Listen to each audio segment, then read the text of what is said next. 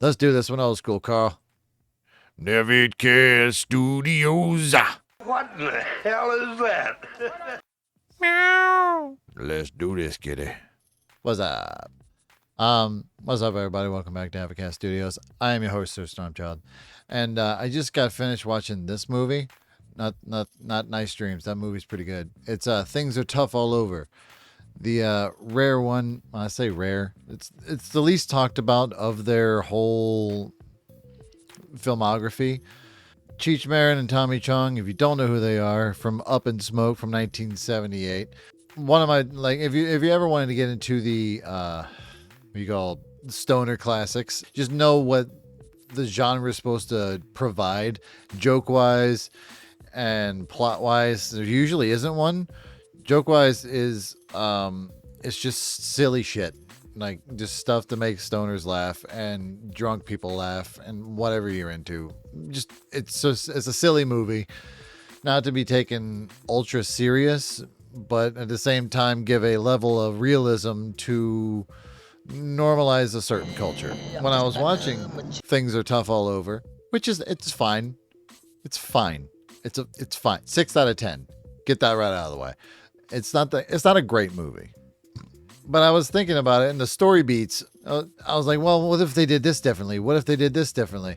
And I figured out they did it already. It's called Dumb and Dumber. That movie is retooled into Dumb and Dumber. And I finally, it clicked in my head. Dumb and Dumber is the same as Things Are Tough All Over.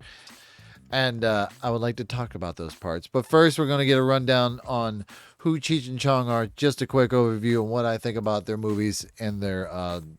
So the first one, Up in Smoke. Great movie.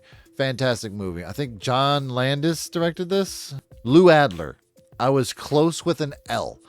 We're not going to go down that rabbit hole. Like who that is. He's a good director. It's a competent movie. Classic. Cheech and Chong originally were just performing these things in bars. And it was just like an improvised act. You get, like you're this character, I'm this character, and we improvise the scene together.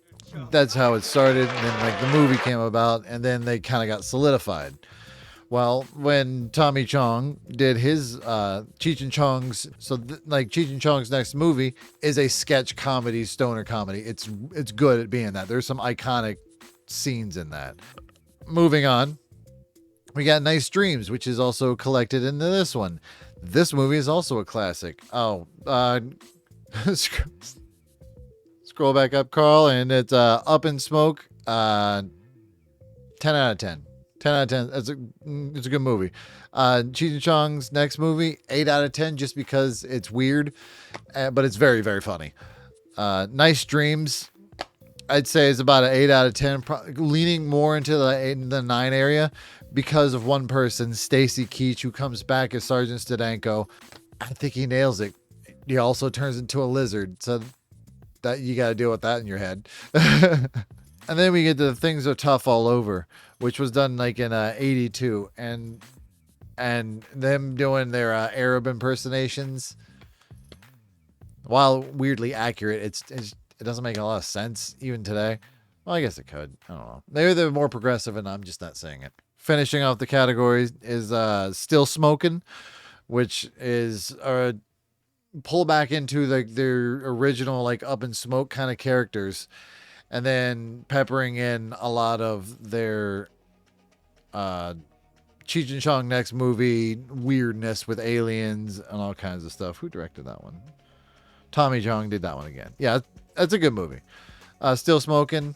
I lean more towards 7, but it's like 7.5 to 8 because like some scenes are really good, but like overall, the ET bit's really funny.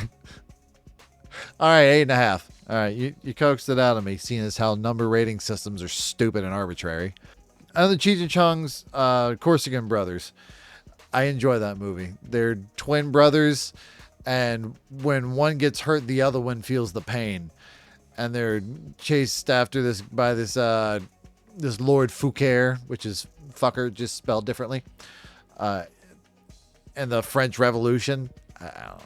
It's a strange movie, but like it has a better through line than a lot of their other movies, and people kind of like pass that one over.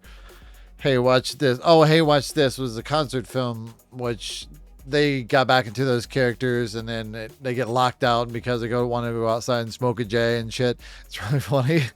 Like that one. If you like Cheech and Chong bits, you'll like that. And then they have an animated movie, which honestly I haven't seen. And Born in East LA.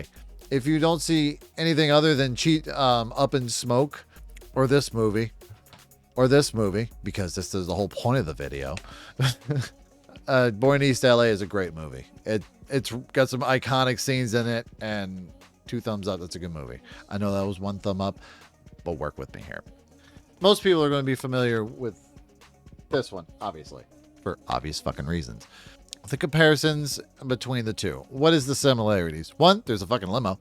2, they're not very smart individuals, and they're being chased by people who were trying to kill them. And then there's a briefcase full of money, kinda. Well, there's a limo that has a $5 million strapped on like the passenger seat for some reason, and they're struggling to get to a location. And then when they get there, not all is what they seems, and like they try to get their way out of it. I think Dumb and Dumber is a more fleshed out idea of this. Things are tough every over. It's an hour and a half. It's really like maybe a 40-minute joke that just drags out. There's a lot of scenes that do not need to be that long. Rip Taylor's in this for like a very short bit, and he's a fucking legend. What do you want? Rip Taylor is God. What do you want? This does not have Rip Taylor in it, but it would have been better for it. This movie is iconic, and I think it sells the idea of what Things Are Tough All Over was trying to be without making them stoners or whatever. There's a whole scene. They keep running out of gas, as I mentioned before. So, they keep running out of gas. So they keep having to sell off parts of the car. At first, the people just taking shit out of it, and it was like, all right, fine, you come back with the money, you can have this back. And I was like, this is not even ours, man. Like, what do we care? We're in Chicago, it's cold, we're working at a car wash. And then, they get fired from that. Oh, they get fired from that job, but technically get promoted to working for the guys who own it, who are also played by Cheech and Chong. And yeah, they get fired from the car wash. They start as a band in their nightclub for some reason. They're terrible at that, so they send them off to Vegas to give their cousin, who you meet once when Tommy Chong is on peyote and he thinks he's seeing a belly dancer and a snake twisting around with an Arab guy in the back. That's the only time you ever meet that person. Don't worry about it. He never gets brought up again. Yet the brothers who bring along like these 2 hot women who are in the movie and in real life. Well, in the movie, they're very pretty. And in real life, they're also very pretty. They're also like Cheech and Chong's wives. So it doesn't make that all that weird. It does make it weird at the end where they go to they get stranded off in the desert. The girls end up finding them. Again, Chong is tripping on peyote, playing a guitar. They're lost in the desert. They sold off the car. The limousine is like being so. Oh yeah. Again, remember, I have ADD. I don't remember things in order. So they get the car. They start selling off things. There's a few good scenes. One of the Cheech sees like an ex-girlfriend, and she brings along like 50 Mexicans to cross the border again or something. So there's like a whole bunch of people hanging off the limousine, which was really funny. And then they run out of gas again. And then there's a nice old guy who works at this, broke down gas station that she knows, the Mexicans, they go in, they, get something to eat or whatever. So he gasses up their car and they just give him the passenger seat, which they do not know has $5 million strapped underneath it. He's like, hey, you got some cash underneath that seat. You want that back? They're like, no, we're rich. Don't worry about it, man. We got a job in Vegas for which they never get paid for. Because they drop off the car, it's all in pieces. Tommy's tripping on peyote. They eat horse shit at some point, but it turns out to be more peyote. I don't know why. This movie has like has a Pick of Destiny kind of feel to it. Again, it's a stoner comedy, so it hits all those kinds of notes. And then they get picked up in the desert by the French girls, who take them to an adult motel, who you don't know they're being filmed the entire time. Weirdly, with close-ups. I'm still working on that one. And then at the end of the movie, the guys who are dressed in drag because they had to take a ride from Rip Taylor, who also picked them up in the desert eventually. And he's, doing his prop comic thing over and over. He drops them off at this really fancy restaurant that the Arab guys show up to. The French girls show up to. By the way, I forgot the girls that they pick them up in the desert. They're French. I don't know if I mentioned that. If I did, I don't remember.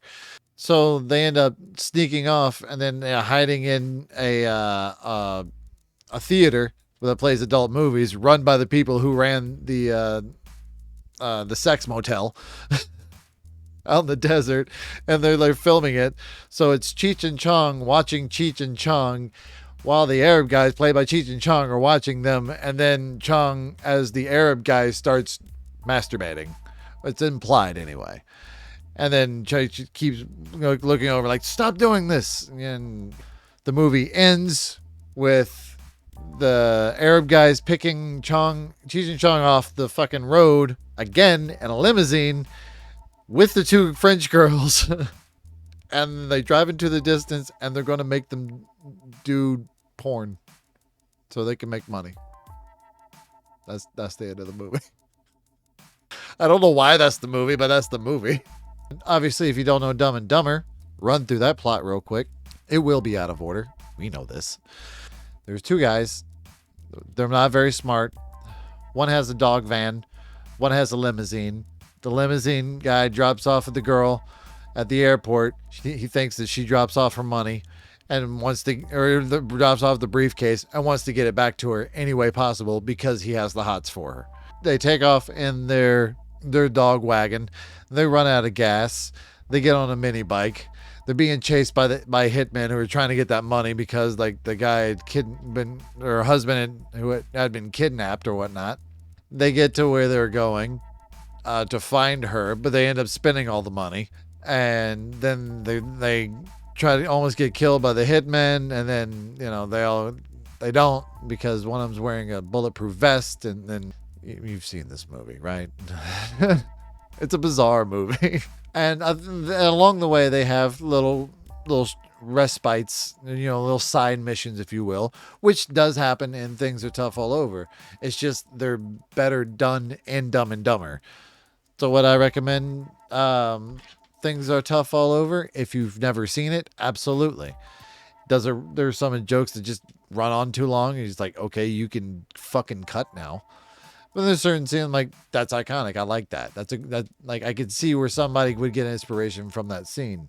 Dumb and Dumber. Would I recommend this? Yeah. It's Dumb and Dumber.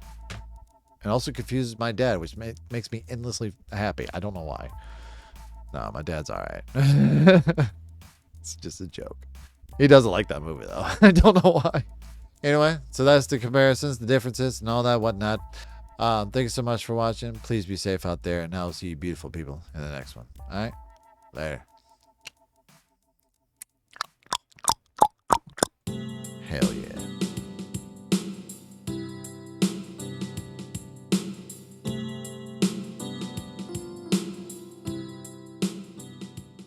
What in the hell is that?